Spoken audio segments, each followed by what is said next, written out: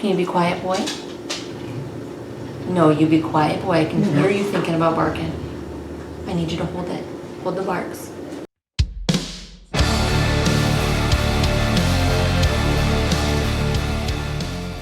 Hey, it's Sue. And Megan. And Murphy. The Spine Breakers.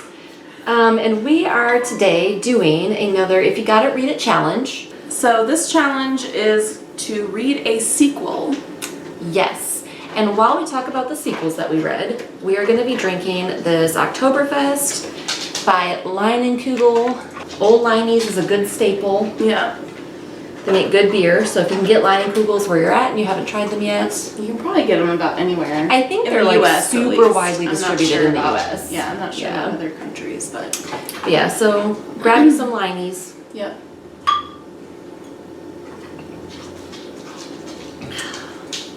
Yeah, it's a solid Oktoberfest. You know what makes me excited about this beer? What?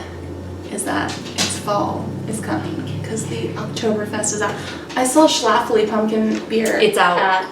It's out. It's even out at the like grungy ass store by my house. Yeah, pumpkin beers are out, and we like the pumpkin beer. For read a sequel, what did you read? I read The Silence of the Lambs by Thomas Harris. While this is a sequel, I have not read the first book. I just read it. Red Dragon. I just read Red Dragon last month, but yeah. But this is the book, obviously, that the movie was based off of. And it was honestly like pretty solid. Like it was pretty close to what the movie was. Pretty similar. My dog's a sloppy drinker. And she's so loud. And she also doesn't do like little drinks. It's always like, I'm gonna drink a gallon of water in one go and then not drink again for like 12 hours. But yeah, so I liked it. I don't think it was really anything like super special other than the fact that like the movie is very popular. So I will say, I think Thomas Harris did a really good job of writing a female main character in Clarice Starling. I think that she was a badass, like she was super intelligent, but she was also very human. He did not sexualize her, but I think he did point out like she was met with sexism from some of the other characters, but like her response was always to like either shut it down or to just be like, oh my god. And like there were sympathetic characters to that in the book. So I think he did a really good job as a man writing a female protagonist, where I think we see a lot of times with men who try to write female protagonists, they struggle. But I think Thomas Harris did a really good job. Yeah. So kudos to him, especially given the fact that this was written in what, like the 90s or 80s? The 90s. Yeah, it's interesting to me because like I just read Red Dragon and 88. Oh, 88. I felt like it was sort of a typical crime suspense thriller type of novel. But yeah, I think it's the movies that really like seal the deal. Made it what it is. I mean, the movies are iconic. Especially Silence of the Lambs. Yeah, for sure. And I think like Jodie Foster and Anthony Hopkins like really performed like incredibly in those films, and I think that helped to make them so iconic. But I think that you're right. I think the films are kind of what draw attention to the novels, because the novels are fine. Like this was not a bad novel by any means, but it wasn't something that I would say was iconic. Yeah. But like Red Dragon didn't really have any prominent female characters anyway. But there was a scene in that book where Will Graham, I feel like it was supposed to point out how like Will Graham was a nice guy or something. But there was a scene where he overhears some like younger men, maybe teenagers, telling a sexist joke, and that joke still haunts me to this day. Was it bad? It grossed me out so much. Like I don't even want to say it. No, there's no need. But I was like, there was no need for that to be put in that book. I was just like, I still think about that joke and how much it grosses me out. That's pretty terrible. And see, like in this book, in The Silence of the Lambs, it talks about transgender folks, and like in this book, it refers to them as transsexuals because it was written in '88. I think that was kind of the common verbiage for them, you know, for transgender folks in the '80s. Yeah. But it didn't disparage them. Like Really? it didn't disparage trans folks because there was a doctor that they approach in their investigation because they think that their culprit might be, I think Hannibal Lecter indicates that their culprit may have sought treatment at a clinic for transsexuals or for transgender folks, but like he was not actually transgender. Okay. And so they go to see this doctor and they're talking to the doctor, and the doctor is very apprehensive because the doctor's like, look, like transgender people have a really hard time and I don't want to give them a bad name.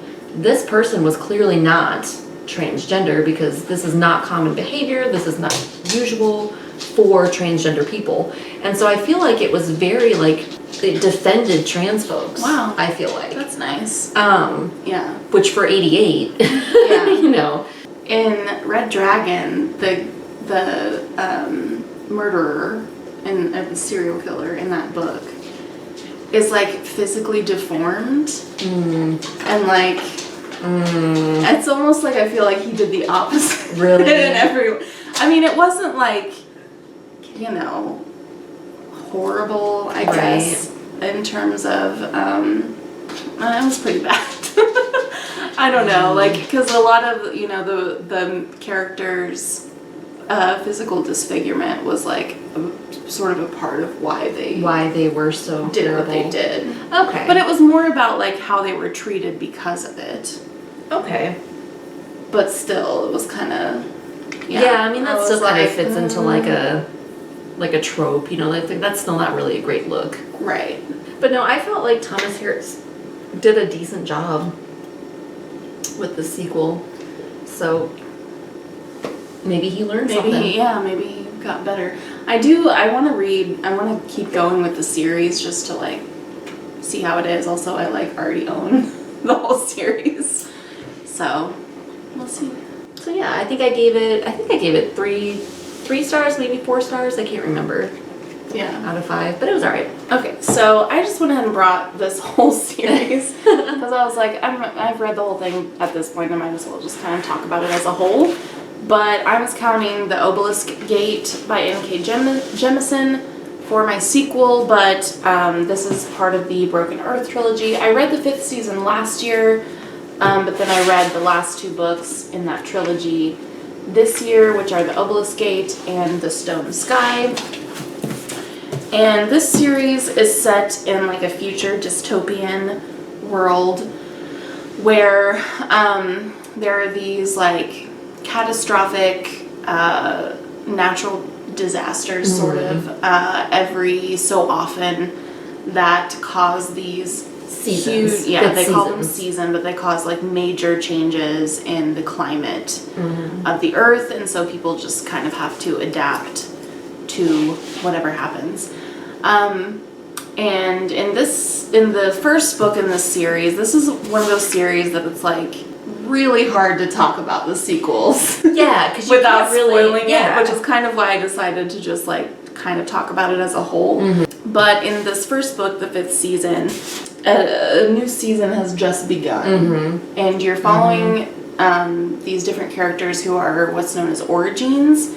And origines have sort of magical abilities where they can manipulate the earth, and so they're kind of used to try to control the seasons. Right. And origines are not treated well in society. They're if it's found out that you're an origin, you generally are either killed or you're sent to this place called the Fulcrum, where you're trained and they just use you for their own purposes. You're basically like enslaved. Yeah. I don't know what else to say but that without spoiling it.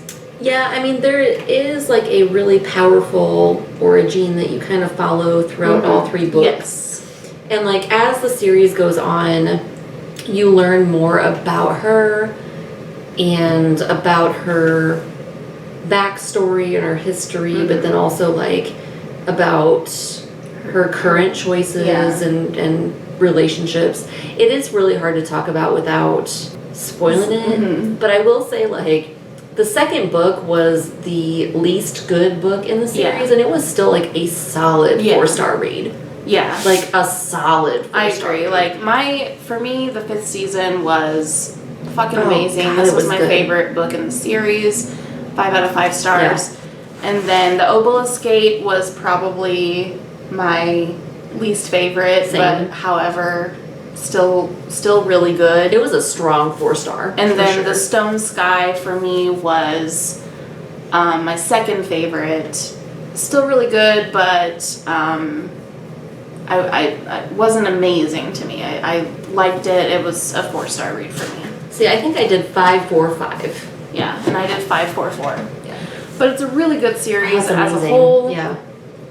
Really enjoyed it. It says a lot about like colonialism and also just using using resources that aren't really yours to use, and also using more than you actually need. Because you want to live in luxury. Yeah, it definitely has a lot of like societal themes in there, and it I think also like says a lot about N.K. Jemisin as an author, because it really showcases her ability to world build. Oh yeah. Because the world building in this series is amazing. And this is definitely a series that I think that I could reread multiple times and catch more, because it's like such a rich and intricate world that I know there's stuff that I missed. Like, I know there is. And for me, like, it kind of showcases an author's brilliance when they're able to completely build this, because they're building this world like out of their fucking minds. And like, for me to get immersed in it, and to feel like I'm a part of it, and to feel like it's real, and to want to read more. And N.K. Jemisin does that flawlessly. Like, the world building in this trilogy is incredible. Yeah. So definitely. Yeah. And I really want to read. I know there's another trilogy she did called the Inheritance Trilogy. I would love to read that. Really want to read that. We both just recently read her newest book. I think it's her newest book, The City We Became. Very good. That was really good as well. Good. Yep. When is Black Future Month, I think, is her short story collection. Yeah. And there might be other novels by her, I'm not sure, but definitely want to read more N.K. Jemisin. The world building, world building's I think incredible. she's like a really brilliant writer. Same, I agree. So I definitely would recommend this whole series. Yeah, yeah, definitely. It's so good.